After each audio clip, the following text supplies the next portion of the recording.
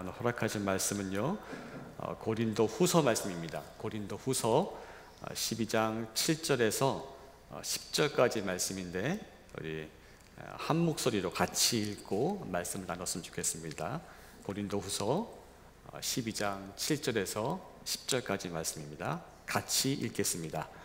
여러 계시를 받은 것이 지극히 크므로 너무 자만하지 않게 하시려고 내 육체의 가시 곧 사탄의 사자를 주셨으니 이는 나를 쳐서 너무 자만하지 않게 하심이라. 이것이 내게서 떠나가게 하기 위하여 내가 3번 주께 간구하였더니 나에게 이르시되 내 은혜가 내게 족하도다. 이는 내 능력이 약한 데서 온전하의 짐이라 하신지라.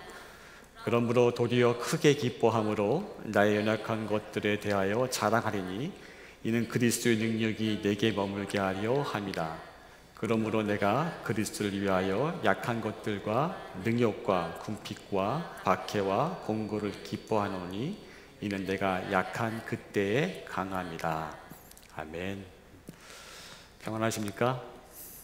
요즘에 인사말이 이렇게 물어봐야 될 것 같아요. 워낙 뒤숭숭해서 교회 예배당에서 예배를 같이 자유롭게 못 드린 지가 벌써 2달이 되어가는 것 같습니다. 모이는 교회로서보다는 흩어지는 교회로서 사는 시간이 훨씬 더 많아진 그런 시기를 지나고 있죠. 보통 우리가 역사를 얘기할 때 역사를 나누죠. 예수님이 오시기 전과 오신 다음. 그래서 예수님이 오신 다음을 이제 AD, 아노 도미니라고 하고 예수님이 오시기 전을 BC라고 나누죠. 최근에 이 말을 바꿔서 얘기하기 시작하더라고요. AD, BC가 아니고 AC, BC. AC는 뭐냐면 여기 아니고 코로나 D, 코로나 후 이런 뜻으로 이제 씁니다. 코로나 전과 코로나 후, 특별히 코로나 19를 얘기하는 거죠. 어떤 사람은 이제 포스트 코로나 19 시대라는 표현도 쓰기도 하더라고요. 이 시기 이후에 어떤 사회적인 문화적인 변화가 있을지 많이 차이가 있을 거라고 예측을 합니다. 이 코로나 바이러스는 익숙한 이름이죠. 아마 최근에 익숙해졌겠죠. 그렇지만 우리 몸속에는 아마도 오랜 시간 동안, 인류가 생존한 동안 오랜 시간 동안 같이 살아온 바이러스입니다. 코로나 바이러스가 보통 한 4가지 정도는 우리 몸에 항상 있대요. 일명 감기 바이러스입니다. 그런데 왜 코로나 19, 이상하게 19자가 붙었지 않습니까? 그거는 이제 변종이에요. 특이한 바이러스죠. 돌연변이로 생긴 바이러스. 원래 코로나 바이러스는 우리 몸에 있다가 이렇게 감기 기운이 있고 몸이 건강해지면 회복할 수 있는 그런 바이러스였는데 우리 몸에 있지 않던 동물에 있던 코로나 바이러스가 변종을 일으켰고 그것이 우리 몸에 와서 치명적인 해를 끼쳐서 무척 힘든 상황이 된 것입니다. 코로나 바이러스, 19 바이러스의 친척벌이다. 이제 사르스, 또 메르스 다 같은 계열이거든요. 코로나라는 이름이 재밌어요. 왕관이라는 뜻이라고 하더라고요. 그 바이러스를 이렇게 현미를 보면 왕관 같은 걸 쓰고 있어서 왕관이라고 하는데 아무튼 왕관이긴 한데 우리를 해롭게 하는 왕관을 쓰고 있는 좀 빨리 이게 사라졌으면 좋겠는 어떤 그런 바이러스 중에 하나입니다. 근데 이게 언제 끝날까요? 의학적으로 볼 때 끝날 수 있는 어떤 기간이 좀 많이 필요해요. 왜냐하면 감기 바이러스 같이 우리에게 문제가 없을 때야 비로소 코로나19 바이러스가 문제가 안 되는 것이거든요. 그러기 위해서는 2가지가 필요합니다. 정확히는 1가지인데 우리 몸에 면역력이 생겨야 돼요. 그 바이러스를 이길 수 있는 면역력. 그러면 그렇게 항체가 생기게 하려면 어떻게 됩니까? 방법은 2가지 중에 하나예요. 내가 코로나 바이러스 걸렸다가 낫든지 아니면 백신을 맞아서 그 코로나 바이러스 19를 이길 수 있는 힘이 생기든지 결과적으로 우리 안에 그걸 이길 수 있는 힘이 생겨야 결국 우리 안에 문제가 안 됩니다. 근데 더 큰 문제는 뭐냐면 그렇게 해서 하나 코로나 19를 우리가 정복했다고 가정합시다. 그러면 코로나 21이 또 생기지 않을까요? 코로나 30, 코로나 50 아마도 주기적으로 이 생태계가 좀 많이 망가져 있고 균형이 깨져서 아마 이런 것들은 계속해서 오지 않을까라는 생각이 듭니다. 전문가도 그렇게 예측하고 있고요. 근데 진짜 큰 문제는 뭐냐면요, 이런 환경이 보편적이 되다 보면 우리 안에 대면 접촉하는 만남이 점점 줄어든다는 사실입니다.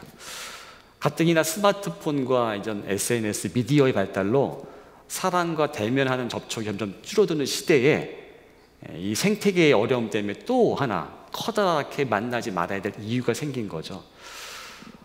그런데 이제 사람은요, 만남을 빼놓고는 생각할 수 없습니다. 사람은 관계적인 존재이기 때문에 만남을 빼놓고 사람 생각한다? 말이 안 되죠. 한자도 보면 사람 인자같이 서로 맞들어서 살아간 존재가, 관계를 통해 자신을 알아간 존재가 사람이기 때문에 그렇습니다. 그래서 이렇게 비대면의 만남, 이미 뭐 대안이 될 수 있지 않겠나라고 생각할지 모르지만 대안이 될 수 없습니다. 제가 체험을 해본 적이 있습니다. 저는 사랑하는 아내랑 교제할 때 비대면의 만남으로 교제를 했습니다. 왜냐하면 저는 대전에 살았고 아내는 저기 섬나라 제주도에 살았습니다. 그러니까 1년 교제할 때 3번인가 4번인가 만난 것 같아요. 나머지 한 3, 4개월 가까이 시간은 주로 이메일, 편지, 또 같은 책을 읽음으로 혹은 하루에 3번 전화 통화함으로 교제를 했습니다. 거기까지는 괜찮은데 3개월쯤 전화 통화로 만나다가 대면하잖아요. 실제 대면하면 충격이 있었어요. 이 사람은 누구지? 어떤 존재지? 왜냐면 사람이 이렇게 대면하고 하지 않고 만나면요, 자기 나름대로의 이미지를 만들어요. 우상을 만들죠. 이렇게 이 사람은 이런 사람이야. 근데 실상이 오니까 어떻게 우상은 깨지는 겁니다. 그 충격이 되게 컸어요. 그래서 한 3개월마다 그런 충격을 겪다 보니까 이거 쉽지 않다, 빨리 결혼하자 이런 마음이 생기더라고요. 아무튼 비대면의 만남은요, 우리 인간의 관계 속에서 온전한 경험을 주지 못합니다. 부분적으로 아쉬운 대로 이런 경험을 줄 수는 있을지 모르지만 그렇지 못합니다. 아마도 아무리 이제 통신이 발달하고 이제 뭐 VR, 가상현실이 등장한다고 할지라도 비대면의 만남은 한계가 있을 거라고 저는 생각합니다. 왜냐하면요, 사람은 하나님이 창조한 존재예요. 그리고 이 통신 기술은 인간이 만든 기술이에요. 그래서 한계가 뭐냐면 사람은요, 정보공학적으로 얘기하면 정보량이 무한대입니다. 무한대예요.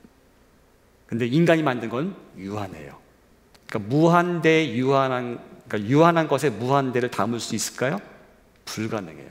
이해가 안 되시죠? 간단한 예를 들면 이런 겁니다. 시계 중에 디지털 시계가 있습니다. 데이빗에도 디지털 시계가 있는데 디지털 시계는 숫자로 가는 겁니다. 1, 2, 3, 4 이렇게 시간을 보여주는 게 디지털 시계고, 옛날 시계, 바늘 시계가 아날로그 시계지 않습니까? 자, 아날로그 시계가 정확합니까? 디지털 시계가 정확합니까? 퀴즈입니다. 답하신 것 같은데 아날로그 시계가 정확합니다. 디지털 시계가 부정확합니다. 왠지 아십니까? 아날로그 시계는요, 1초와 1초 사이를 표현합니까? 못합니까? 1초와 1초 사이를 다 표현해요. 무한대를 다 표현할 수 있는 거예요. 그렇죠? 디지털 시계는요, 1초, 1초 사이를 기껏 해봤자 몇 자리밖에 표현 못해요. 아날로그 시계는 무한대로 표현하는데 그 차이입니다. 그래서 우리가 어떤 이런 통신기기를 통해서 아무리 실감으로 만난다고 할지라도 그거는 가상입니다. 가짜입니다. 실상이 아니죠. 그래서 교회 공동체를 얘기할 때는요, 반드시 모여야 합니다. 이 가상 공간은 그것을 대체할 수 있는 게 아니라 보조적인 수단에 불과하다고 할 수 있습니다. 영어 단어에서 공동체를 의미한 단어가 커뮤니티라는 단어가 있습니다. 이 단어는 앞에 컴은 함께한다라는 말하고 모너스라는 선물이란 말이 합쳐져서 만들어진 단어입니다. 즉 공동체란 서로에게 선물이 되어주는 모임이라는 뜻을 갖고 있죠. 그러면 우리 교회의 공동체는 어떤 공동체일까요? 이 단어의 뜻을 좀 살리면서 얘기하면 교회는 어떻게 서로에게 선물이 되어줄까 하는 모임이라고 할 수 있습니다. 어떤 선물일까요? 바로 예수 그리스도의 생명이라는 공동 선물을 받은 어떤 유기체적인 모임이 바로 교회 공동체입니다. 근데 그 생명, 그리스도의 생명이 무엇입니까? 자신의 전부를 내어준 사랑의 선물입니다. 예수님께서는 이 땅에 자신의 전부를 주시기 위해서 오셨습니다. 친히 몸을 입고 오셨죠. 왜? 우리가 몸을 입은 존재이기 때문에. 그리고 그 자신의 몸을 친히 세상의 모든 죄를 지시고 십자가로 가셨습니다. 왜? 우리의 죄를 지기 위해서. 그리고 예수님께서는 죽으신 지 사흘 만에 부활하셔서 이제는 더 이상 죄의 종로로 탈 존재가 아니라 참된 자유를 가지고 살도록 우리에게 살 길을 열어주셨습니다. 그리고 부활하시자마자 하셨던 행동이 뭐죠? 우리가 부활절 설교 들었던 것 같이 와서 아침을 먹으라 하고 예수님을 배신한 자들에게 또 부활한 예수님을 못 믿는 자들에게 와서 사랑의 손길로 초청하시는, 그것이 이제 우리가 알고 있는 공동체성의 아주 정점이라고 할 수 있습니다. 그래서 우리가 예수 그리스도 이름으로 모일 때마다 예수님의 영, 성령 하나님이 함께 하십니다. 그래서 예수님은요, 우리와 가상 공간을 통해서 만나려고 하지 아니하시고 실제로 우리와 함께 하셨습니다. 그리고 지금도 함께 하십니다. 아멘. 이 믿음이 여러분 가운데 있기를 축원합니다. C.S. 루이스는 이 부분을 이렇게 설명합니다. 그리스도인들이 함께 모여서 기도할 때 발생하는 영적 실체가 바로 삼위일체 하나님의 어떤 지상적인 반영이라고 표현하면서 이런 어떤 설명을 해요. 형제 A가 앞에 있습니다. 그 형제 A 앞에 형제 B가 있는데 그 형제 B 안에는 성부께서 현존해 계시고, 그 형제 A 옆에 형제 C가 있는데 형제 C 안에는 성자 예수께서 현존해 계시고, 그 형제 A 뒤에는 형제 D가 있는데 성령께서 현존하신다라고 설명을 했습니다. 그러니까 삼위로 계신 하나님께서는요, 서로에게 자기를 내어주는 그 온전한 하나의 사랑으로 우리와 함께 하신다는 이야기입니다. 그래서 그리스도인들이 같이 모여서 공동의 말씀을 듣고 공동의 기도를 하고, 같이 모여서 찬송하고 성찬을 나누고 같이 고백하고 같이 섬김, 이게 바로 그리스도가 이 땅에 살아계심을, 하나님이 이 땅에 살아계심을 증거하는 이 땅의 하나의 공동체, 그게 바로 교회의 모습인 것입니다. 그렇기 때문에 비대면 시대가 점점 깊어질수록 그리스도인들은 모이기를 어떻게 될까요? 힘써야 한다고 성경은 권면하고 있습니다. 그러면 이제 고민이 생겨요. 모이기 힘든 상황인데 어떻게 그 흩어져 있는 교회로서 살아갈 것이고, 또 이런 상황을 어떻게 반응을 해야 될 것인지 오늘은 좀 그 말씀을 나누고자 합니다. 먼저 본문 성경 말씀 보기 전에 영적 원리 하나 나누고자 합니다.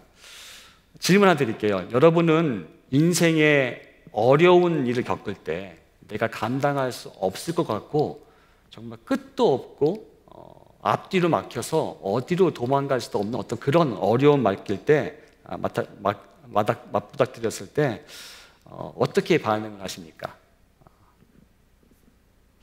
혹시 왜 내게 이런 일이, 나는 한탄 나오십니까? 아니면 쟤는 믿지 않는데 저 사람은 뭔가 잘 풀리는 것 같은데 나는 뭐지? 나는 어떤 원망이 나오십니까? 하나님을 믿는다는 게 내게 어떤 일이겠지? 라고 어떤 계산이 나오십니까? 혹은 하나님이 선하신 거 맞아? 정말 하나님이 계시는 거 맞아? 라고 신앙이 흔들리십니까? 여러분은 어떤 반응이 오십니까? 이때 우리가 취할 수 있는 영적인 반응을 일으킬 수 있는 믿음의 질문 하나 먼저 나누겠습니다. 왜 질문이냐면요, 우리의 생각은요, 우리의 습관을 만들고 행동을 만들고, 우리 행동은 습관을 만들고, 습관이 우리의 삶을 결정한다고 할 때 이 생각들을 지키는 게 무척 중요합니다. 그런데 이 생각의 흐름, 방향을 바꾸는 것이 바로 질문입니다. 그래서 이때 믿음의 질문을 던져야 그 상황 가운데서 세상의 풍조나 일반인들이 따라가는 길이 아니라 하나님이 기뻐하시는 방향으로 갈 수 있기 때문에 그렇습니다. 이 영적인 반응을 일으키는 질문, 별명이 있어요. 100만 불짜리 질문. 아마 지금 이제 인플레이션이 좀 있으니까 요즘엔 한 1000만 불짜리 질문이라고 해야 될 것 같아요. 1000만 불이면 약 100억쯤 되는데, 여러분 100억 드릴 테니까 받으실 준비하십시오.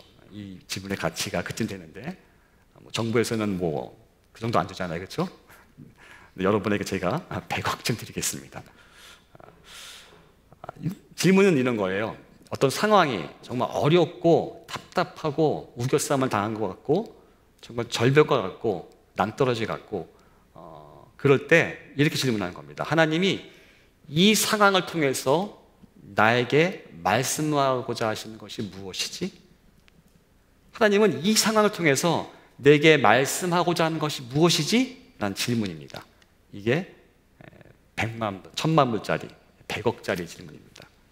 왜냐면 이 질문은요, 우리로 다시 한번 믿음으로 반응할 수 있도록 우리 생각을 전환하기 때문에 그렇습니다.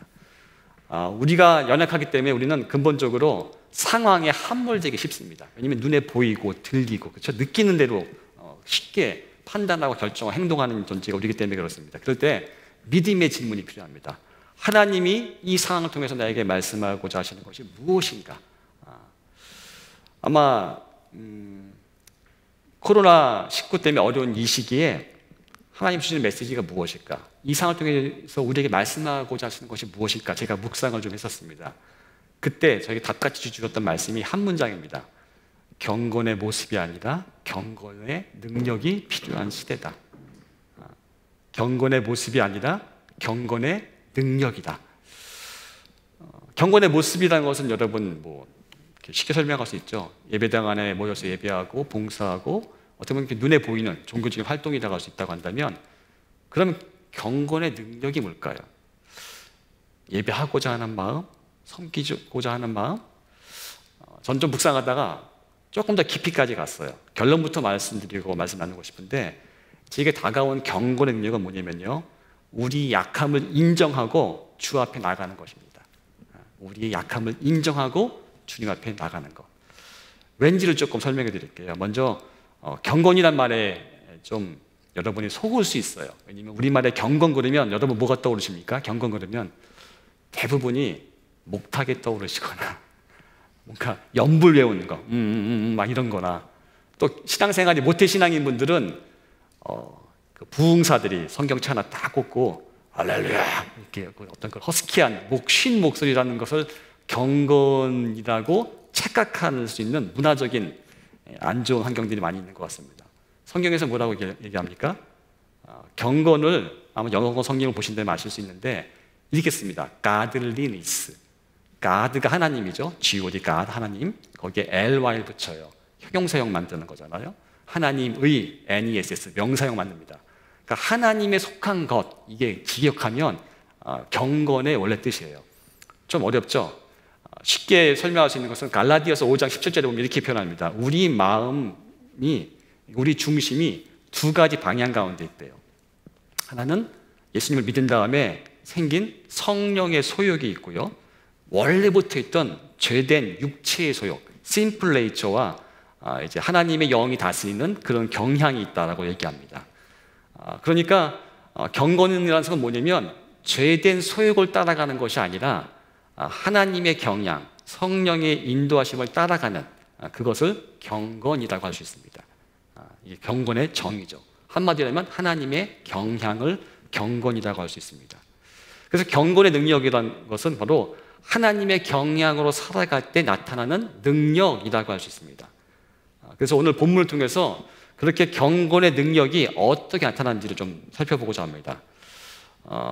읽은 지가 됐기 때문에 아마 앞에 뭐 읽었는지 기억이 잘 안 나실 것 같아서 오늘 본문 12장 8절, 9절, 10절만 같이 한번 읽어보겠습니다. 고린도후서 12장 8절, 9절, 10절을 같이 읽겠습니다. 시작.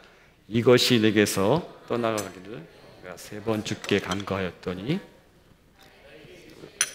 내 은혜가 내게 족하도다. 이는 내 능력이 약한 데서 온전하여짐이라 하신지라. 그러므로 도리어 크게 기뻐함으로 나의 연약한 것들에 대하여 자랑하려니 이는 그리스도의 능력이 내게 머물게 하려 함이다. 그러므로 내가 그리스도를 위하여 약한 것들과 능욕과 궁핍과 박해와 공고를 기뻐하노니 이는 내가 약한 그때에 강함이다. 이 말씀을 좀 이해하기 위해서는요, 이 당시 고린도 교회의 상황을 좀 설명드릴 필요가 있습니다. 고린도 교회에 문제가 발생했습니다. 어떤 문제냐면 자신의 명성과 성공과 과시적인 웅변 문화에 빠져서 스스로 추천하는, 자기를 내세우는 거짓 교사들이 등장했어요. 그러면서 근본적으로 다른 복음을 고린도 교회인들에게 가르치기 시작했습니다. 그게 이제 발생한 문제예요. 이 고린도 교회 당시에는요, 이 용어를 알면 좀 도움이 돼요. 저희가 코로나 아까 얘기했지 않습니까? 이 당시에 유명했던 말 중에 하나가 코로나 무랄리스라는 말이 있습니다. 앞에 코로나 똑같은 코로나 바이러스의 그 코로나인데, 코로나 무랄리스는 성벽의 관이라는 뜻인데요. 이 당시에 어떤 군인다운 힘과 용맹을 가져서 뭔가 이 사람이 뭔가 훈장을 줄 때, 요즘으로 치면 무공 훈장 같은 걸 줄 때 줬던 어떤 관입니다. 성벽 모양인데 관을 씌워줬어요. 누구에게 줬냐면 이 당시 전쟁할 때는 결국 전쟁의 승패는 성을 어떻게 점령하느냐입니다. 그러니까 성을 둘러싸고 이제 돌격 앞으로 하는 거죠. 근데 처음 돌격하는 사람이 위험할까요? 제일 안전할까요? 제일 위험합니다. 그래서 누구에게 주냐면 제일 처음 돌격 앞으로 해서 제일 처음으로 성벽에 올라간 사람에게 주는 게 바로 코로나 무랄리스라는 관이었어요. 성벽의 관이었어요. 일종의 무공 훈장이죠. 그러니까 이 고린도 교회도 일종의 이런 코로나 무랄리스 같은 그 관을 자기가 뭔가 높아지려고 하는, 자기를 내세우는 또 과시적이고 성공의 상징, 나는 신앙적으로 무공 훈장 받은 사람이야 라고 드러내려는 경향이 강했습니다. 참 재밌죠? 코로나가 들은 게 결국 좋은 건 아닌 것 같아요. 여기도 보면 다른 복음이란 것은 이런 겁니다. 예수 그리스도를 부인하거나 성령의 능력을 부인하거나 복음에 대한 열의가 없다는 것이 아니에요. 그게 아니라 오히려 예수님에 대해서 유창하게 말하고 성령을 지녔다고 주장하고 복음에 대한 열의가 충만한 사람들이었어요. 이 거짓 교사들이. 그들의 복음, 이 다른 복음은 진짜 복음과 미묘하지만 아주 중대한 차이가 있습니다. 미묘하지만 중대한 차이. 그것은 바로 이것입니다. 진짜 복음에서 얘기하는 그 모습, 어떤 모습이냐면 예수님은 말할 수 없는 고통을 당하신 분이라는 거. 진짜 성령은 세상의 고통 속에서 탄식하는 분이라는 거. 진짜 복음의 메시지는 십자가에 달리신 주님의 메시지라는 걸 놓치고 있었습니다. 그냥 십자가 뒤에 영광만 바라본 것이죠. 그래서 고린도 교회를 떠난 뒤에 이 고린도 교회의 이 거짓 교사들이 주로 이렇게 얘기하기 시작했습니다. 자기네 그 가짜 복음을 전파하면서 십자가가 고난을 통과해야 된다는 그 십자가의 복음은 사회적으로 문화적으로 맞지 않다 이러면서 슬그머니 살아가기 시작했고, 또 웅변적인 기교를 볼 때 너무 복음이 레디컬하다, 너무 과격하다, 그건 아니다. 왜냐면 이 당시는요 사람을 감동시키는 웅변술이 아주 중요했던 시대예요. 사도 바울이 왜 자기가 이렇게 말로 복음 전하지 않으려고 했냐면 그런 웅변적인 기교로 사람을 감동시키고자 하지 않았기 때문에 그렇습니다. 뭐랑 비슷하냐면 요즘으로 하면 여러분 드라마 감동적인 보면 가슴이 찡하죠. 눈물도 핑 돌죠. 그렇죠? 그런 겁니다. 그런 기술이에요. 우리 감정을 조작할 수 있는 웅변 기술이 이 당시에는 아주 유행했는데 그거 가지고 돈 많이 벌었거든요. 명성을 얻고 말만 있는 거죠. 말니까 사람이 울리고 웃기기도 하고. 그러니까 그런 웅변적 기교면을 볼 때 진짜 복음은 효과적으로 보이지 않는다 이러면서 거부했고, 또 그리스도의 복음에 진짜 복음에는 어떤 명성과 지위가 있습니까? 없죠. 내려놓으라고 하니까 싫어했고, 결국 고난받는 메시아, 또 그것을 따라가는 삶, 그렇게 살다가 결국 사도 바울과 같이 살지 몰라. 그럼 사도 바울의 복음, 진짜 복음을 거부했던 것입니다. 왜냐하면 사도 바울이 자랑한 것은요 뒤집혀진 코로나 무랄리스였기 때문에 그렇습니다. 사도 바울이 전한 복음은요 코로나 크리스티, 예수 그리스도의 가시관이었기 때문에 그렇습니다. 고난의 십자가. 결국 이 고린도 교회를 향한 사도 바울의 마음은 십자가의 고난 없이는 부활의 영광이 없습니다 라는 것을 얘기하는 것입니다. 고난이 없고 부활의 영광만 받아보게 하는 것이 바로 다른 복음이었던 것이죠. 우리도 동일한 연약함이 있어서 이럴 수 있는 것 같아요. 특별히 이렇게 스스로 자부심 있는 교회에서 사역하시는 분들, 좋은 교회라고 일컫는 공동체 속한 분들일수록 이 코로나 무랄리스와 같은 거짓 복음에 빠지기 무척 좋습니다. 나도 모르게 거기에 빠져들 수 있죠. 사도 바울은 너무 답답했던 것 같아요. 내가 그렇게 십자가를 정했는데 십자가는 쏙 빠지고 부활의 영광만 얘기하고 있다니 답답해서 그들이 자랑을 했잖아요. 나는 뭐 어떻고 은사도 많고 얘가 예수님을 잘 알고 막 자랑하니까 사도 바울도 그 약간 비아냥거리면서 그래 나도 자랑한다 그러면서 자랑합니다. 그러면서 자랑한 게 뭡니까? 이렇게 얘기합니다.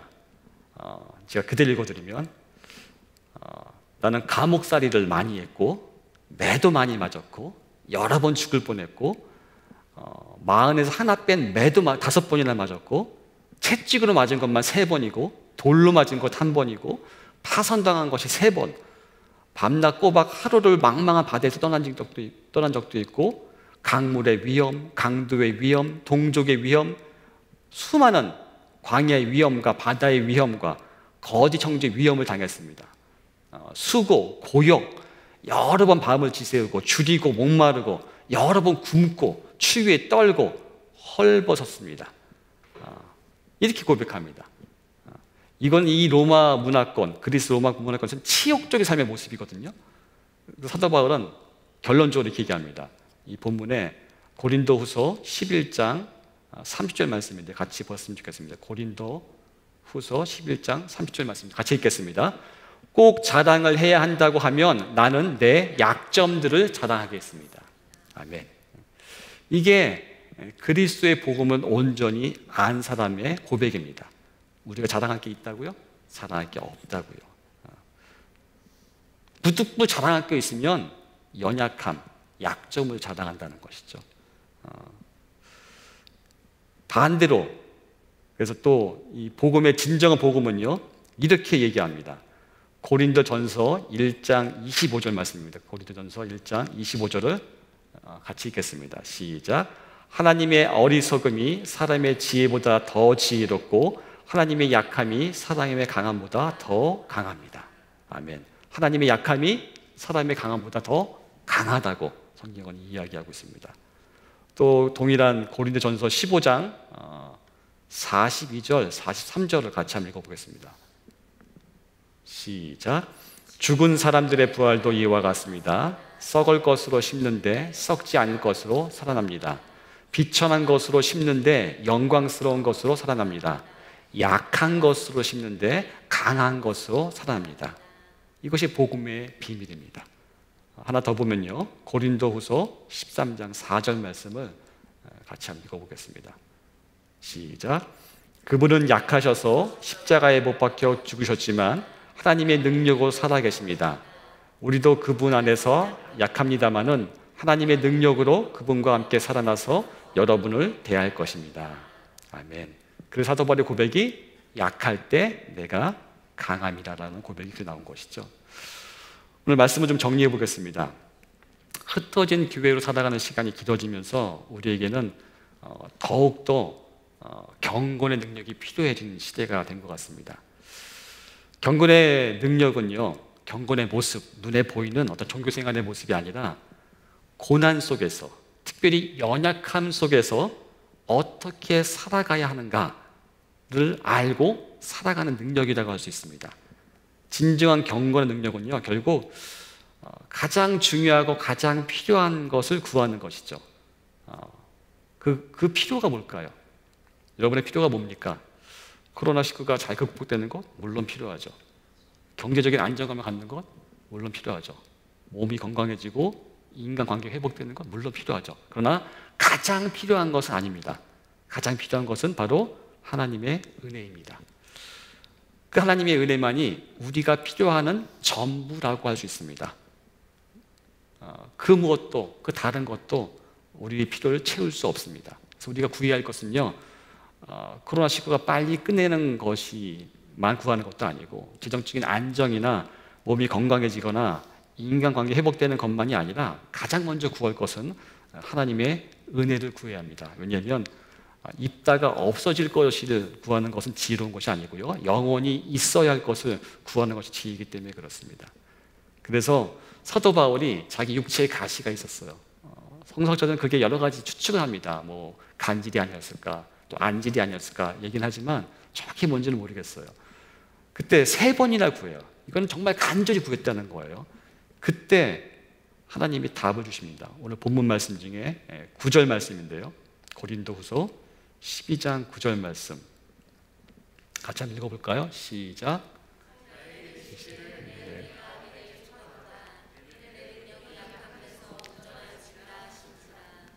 그러므로 도리어 크게 기뻐함으로 나의 약한 것들에 대하여 자랑하리니 이는 그리스도의 능력이 내게 머물게 하려 함이라. 아멘. 그래서 내 은혜가, 그러니까 하나님의 은혜가, 주님의 은혜가 내게 족하다, 이런 고백이 나갈 수 있는데,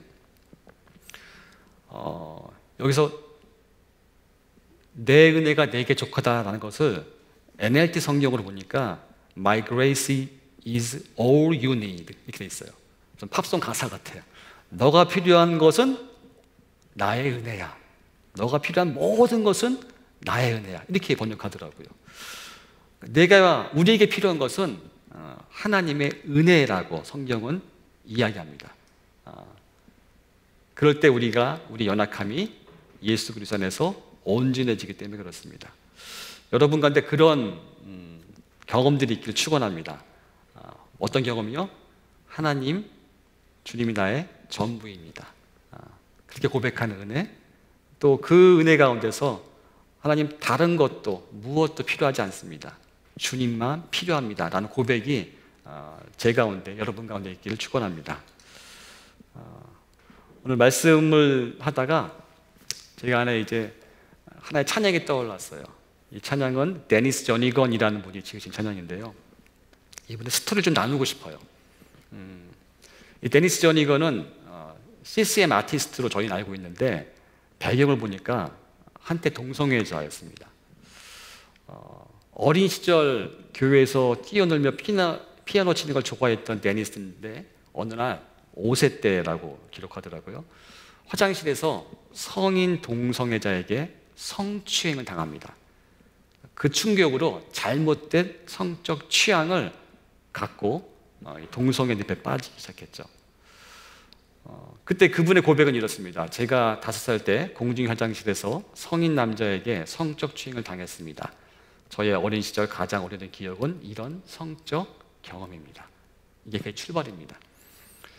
그러나 데니스는 그 음악적인 재능이 뛰어났기 때문에 악보 없이도 이렇게 음악을 들으면 연주할 수 있다고 합니다.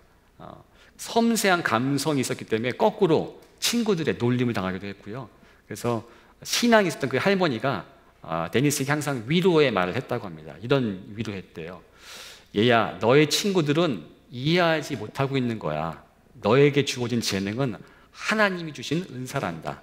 언젠가 하나님이 너에게 은사를 주신 이유를 알게 될 거야 라고 그렇게 할머니가 신앙적으로 조언했다고 합니다.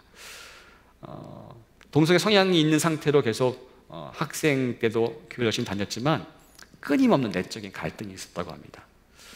그러다가 기독교 음악과 영향을 조금씩 받기 시작했대요. 뭐 키스 그린이나 세컨드 챕터 오브 액츠라고 해서 저도 개인적으로 되게 좋아하는 CCM 아티스트들인데, YME의 선교단체랑 연관 있는 아티스트들입니다. 그들의 음악과 가사를 통해서 마음을 열게 되었고, 그 CCM 가사에 있는, 기독교 음악의 가사에 있는 메시지를 통해서 하나님의 위로를 경험하고 절망 속에서 자살을 선택하지 않기도 하는 그런 경험도 했다고 합니다. 그러나 어느 날 동성애에 대한 설교를 교회에서 듣다가 이런 마음이 들었대요. 나는 지옥에 가게 될 것이고 사람들이 나를 증오해 라고 확신하게 됐대요. 그래서 거꾸로 이 동성애의 욕망을 숨긴 채 오로지 남에게 인정받기 위해서 몸부리치는 그런 인생을 살았다고 합니다. 그러다가 악순환인지 지역사회에서 존경받는 기독교 지도자를 만나면서 교제하기 시작했는데, 그 지도자한테 이 데니스는 자신의 동성애 성향을 고백했다고 합니다. 고백할 때는 갑자기 모든 짐이 사라지는 것 같은 느낌이었는데 그 기대는 처참히 무너집니다. 왜냐하면 그 기독교 지도자는 오히려 데니스에게 동성애자로서 성적인 접근을 하기 시작한 축복을 경험한 겁니다. 결국 자살을 결심하고 가스 틀어놓고 죽기를 기다리고 있었습니다. 데니스가. 그때 어떤 생각이, 마음이 자신을 엄습해왔대요. 그게 뭐였냐면, 너는 죽음이 준비되었니? 죽음 이후에 뭐가 기다리고 있는지 아니? 데니스는 그 질문 답할 수가 없어서 가스밸브를 잠그고, 그래, 나는 동성애자니까 내가 태어난 대로 살래, 이렇게 동성애 성향으로 살기로 결정한다고 합니다. 그래서 그 욕망을 쫓아서 동성애자로서 성적 관계를 맺으면서 살기를 계속했다고 합니다. 그러나 알다시피 죄는 묵상할수록 깊어지죠. 계속 깊어집니다. 너무 바닥의 생활이니까 이 절망 가운데서 무엇인가 돌파구가 필요할 것 같아서 혹시 하나님을 더 깊이 알면 될까? 라고 혹시 신학교 가면 어떨까? 이런 마음을 갖고 있는데 친구 하나가, 친한 친구가 전화했다고 합니다. 주님이 너에 대해서 나에게 알려주셨어 라고 하면서 자기 어떤 꿈 얘기를 했대요. 그 꿈이 뭐냐면 이 데니스가 하나님이 주신 수백 개의 노래를 가지고 찬양하면서 전 세계를 다니는 그런 꿈을 꿨다는 거예요. 데니스가 그 말을 들었을 땐 좀 웃겼대요. 무슨 하나님 말씀하시는 나한테 직접 말씀하시지 무슨 친구 통해서 말씀하셔? 라고 그렇게 그냥 지나가는 걸 거야 라고 생각했다고 합니다. 그러더니 데니스에게 전환점이 옵니다. 그 데니스는 오클라호마에서 찬양하고 작곡하는 일에 전념하고 있었는데 그러다가 보니까 다윗이 경험했던 경험을 해요. 다윗이 사울이 악신이 들렸을 때, 음악 연주했을 때 악신이 떠났지 않습니까? 이 데니스가 그 경험을 합니다. 그러다 어느 날 그가 좋아했던 Second Chapter of Acts라는 그 기독교 음악 그룹의 공연에 참석합니다. 그 공연 도중에 그 공연의 리드 보컬이었던 애니가 중간에 이렇게 콜링을 했습니다. 여기 있는 사람 중 한 사람이 마음속에 숨기고 있는 것이 있습니다. 하나님은 당신이 숨기고 있는 것을 보십니다. 그럼에도 하나님은 당신을 사랑하십니다 라고 했다고 합니다. 데니스 이 말에 자신의 향한 하나님의 음성을 들렸고 예수님이 십자가에 짊어지고 가시기에는 당신의 동성애 죄가 너무 크다고 생각했는데 그것도 예수님이 지고 가셨다는 것을 깨닫게 되었다고 합니다. 나를 있는 모습 그대로 용납하시는 주님, 하나님의 사랑은 결코 나를 그런 상태로 버려두지 않으신다는 것을 깨닫게 된 것이죠. 그래서 자신의 죄를 예수님에게 모두게 드리는 어떤 회심의 체험을 합니다. 새 사람으로 거듭났죠. 그때 데니스의 고백이 이렇습니다. 무척 감동적이었는데, 나는 과거의 실패로 나를 정의하지 않습니다. 유혹이 나를 정의하지 못합니다. 동성애자들도 나를 정의하지 못합니다. 오직 나의 창조주 하나님이 나를 정의하십니다. 하나님의 말씀이 나를 정의하십니다. 이런 고백을 합니다. 그래서 나중에 결혼해서 자녀를 9명이나 낳았어요. 지금 행복하게 잘 살고 있습니다. 그래서 이분의 일대기를 다룬 다큐멘터리 영화가 Sing of Me라고 2018년도인가요? 개봉도 했었어요. 아무튼 이분이 지은 찬양이 뭐냐면요, 약할 때 강함 되시네입니다. 가사가 아시죠? 약할 때 강함 되시네, 나의 보배가 되신 주 나의 모든 것. 십자가 죄사하셨네, 주님의 이름 찬양해, 주 나의 모든 것. 주 안에 있는 보물을 나는 결코 포기할 수 없네, 주 나의 모든 것. 쓰러진 나를 세우고 나의 빈잔을 채우네, 주 나의 모든 것. 우리 같이 찬양했으면 좋겠습니다. 말씀을 기억하시면서 약할 때 강함 되신 하나님 앞에 나갔으면 좋겠습니다. 여러분의 연약함과 여러분의 부족함과 여러분 스스로도 자신을 용납하기 싫어했던 그 모습까지도 가지고 나가는 마음으로 같이 이 찬양으로 고백했으면 좋겠습니다. 약할 때 강함 되시네, 약할 때 강함 되시네, 나의 보배가 되신 주 나의 모든 것. 주 안에 있는 보물을 나는 포기할 수 없네, 주 나의 모든 것. 십자가 죄사하셨네, 십자가 죄사하셨네, 주님의 이름 찬양해, 주 나의 모든 것. 쓰러진 나를 세우고 쓰러진 나를 세우고 나의 빈잔을 채우네. 주 나의 모든 것. 예수 어린 양, 예수 어린 양, 존귀한 이름,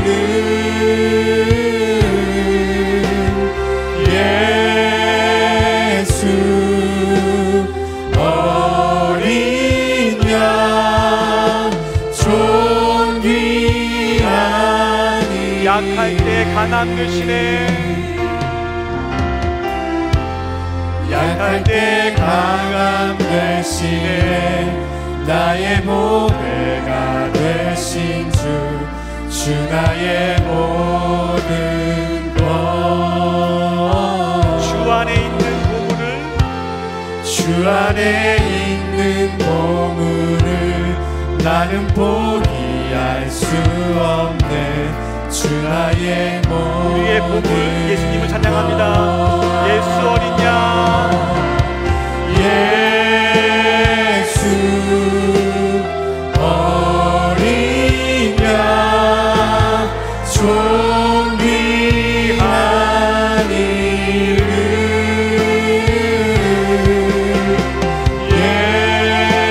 예수 어린 양, 존귀한 이름. 십자가 죄사하셨네. 십자가 죄사하셨네. 주님의 이름 찬양해. 주 나의 모든 것. 쓰러진 나를 세우고, 쓰러진 나를 세우고 나의 빈잔을 채우네. 주 나의 모든 것. 예수 어린 양, 예수 어린 양, 존귀한 이름,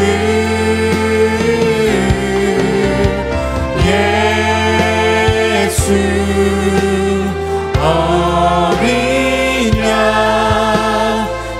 존귀한 이름. 이 시간 말씀을 기억하면서, 찬양 가사를 기억하면서, 데니스 저니가 내게 행하셨던 하나님의 은혜를 기억하면서, 여러분에게 행하셨던 하나님의 은혜를 기억하면서 이렇게 기도했으면 좋겠습니다. 하나님,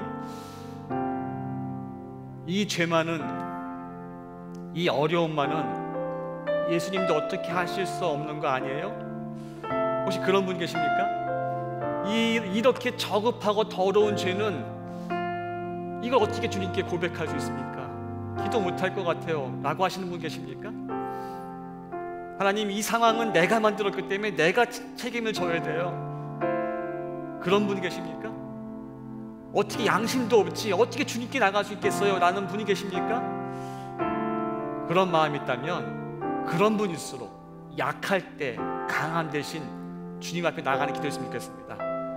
우리의 약함은요, 하나님이 우리를 부르시는 음성입니다. 우리 있는 모습 그대로 받으시는 그 큰 사랑으로 품으시는 주님의 음성입니다. 이 시간 한번 주님 앞에 여러분의 연약함을 그대로 고백하면서 주 앞에 나갔으면 좋겠습니다. 기도하시겠습니다. 하나님, 그렇습니다. 차마 입에도 올리기 싫었던, 기억이 떠올리고 싶지 않았던 나의 더러움, 하나님, 나의 그런 오만함들, 나의 그런 상처들, 아픔들, 연약함들, 오늘 그런 하나님 주님 앞에 나갑니다. 감히 이런 것을 어떻게 주님께 고백할 수 있겠습니까? 하는 그런 생각들, 이 상황은 어떻게 하는지 할 수 없을 거라고 생각했던 그런 기분들도, 이 상황의 책임은 내가 져야 된다는 그런 전제감까지도, 어떻게 양심도 없지 어떻게 이런 것을 가지고 나갈 수 있을까 하는 그런 책망감까지도 하나님 주님 앞에 나갑니다. 약할 때 강한 대신 주님 앞에 나갑니다. 우리 있는 모습대로 용납하신 그 십자가 앞에 나갑니다. 주님이 모든 것을 경험하셨기에, 우리 연약함을 다 치유하셨기에 우리 연약함을 아십니다. 오 주님, 그 세상을 나갑니다. 하나님, 우리 고통, 연약함, 실패, 좌절, 숨어있던 죄들을 그대로 가지고 나갑니다. 오늘 받으시고 예수를 십자가의 보혈로 우리 덮으셔서 다시 한번 새롭게 하시는 주님의 은혜를 허락해 주시옵소서. 오 주님, 우리가 지금 가운데 나갑니다.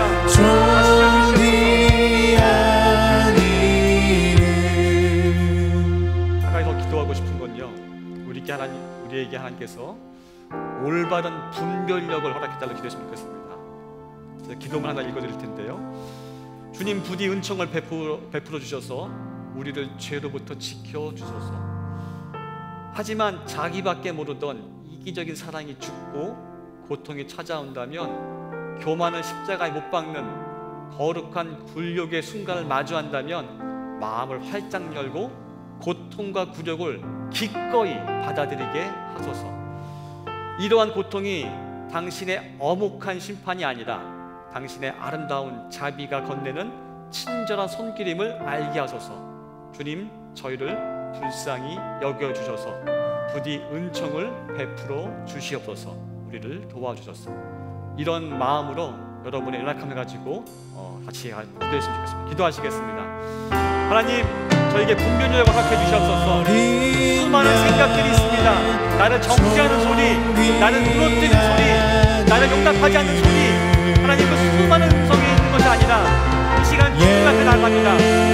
우리에게 은총을 베풀어 주셔서 그 죄로부터 지켜주시옵고, 나밖에 몰랐던 이기적인 사랑이 죽고 그런 대가로 고통이 찾아온다면, 우리의 교만을 십자가에 못 박는 거룩한 불의의 성공을 마주한다면 우리 마음을 활짝 열고 고통과 굴욕을 기꺼이 받아들일 수 있도록 인도해 주옵소서. 이런 고통이 당신의 엄악한 심판이 아니라 당신의 아름다운 자비가 건네는 친절한 손길을 깨닫게 하여 주시옵소서. 그를 불쌍히 여겨 주시옵소서. 부디 은총을 베풀어 주셔서 우리를 도와 주시옵소서.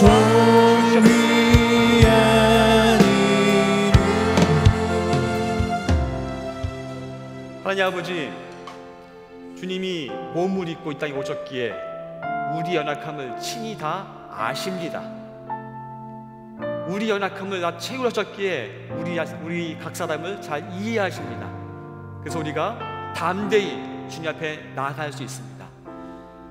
우리의 약함은 하나님께 나가는 장애물이 아니라 하나님께 나가는 디딤돌임을 고백합니다. 약할수록 우리를 더 소중히 여기시고, 약할수록 우리 강하게 하시는 영적인 비밀을 우리 가운데 경험케 하여 주옵소서. 하나님, 흩어진 교회로 살아가기 힘든 시대에 살고 있습니다. 하나님, 약할수록 강해지는 영적인 비밀을 일상 가운데 경험하게 도와주셔서 연약해서 주 앞에 못 나가는 것이 아니라 연약할수록 더 나아갈 수 있도록 저희를 이끌어 주옵소서. 우리를 사랑하셔서 주님 다시 올 때까지 늘 함께 계시는 살아계시는 예수님의 이름으로 기도합니다. 아멘. 여러분 각자 계속 기도가 필요하시면 지금 이 시간도 괜찮고요, 기도한 시간 되었으면 좋겠습니다. 같이 기도하시겠습니다. 주님, 그렇습니다. 어린 양 예수 그리스도 앞에 이 시간 나갑니다. 존귀한 주님 앞에 나갑니다. 거룩하신 주님 앞에 나갑니다. 하나님, 우리의 추한 모습 그대로 주 앞에 고백합니다. 하나님이 다 아시지 않습니까? 우리가 그것을 가지고 오기를 기다리시는 것이 주님의 마음 아니십니까? 이 시간 주 앞에 그 죄들이, 연약함들이, 우리의 실패와 상처가 기억나게 도와주시고, 그것에 가지고 함부라는 것이 아니라 가지고 이렇게 나아갈 수 있는 믿음을 허락해 주시옵소서. 우리 연약함들 주 앞에 가지고 나아갑니다. 주님, 각 사람을 만드신 창조주시오. 그를 온전케 예수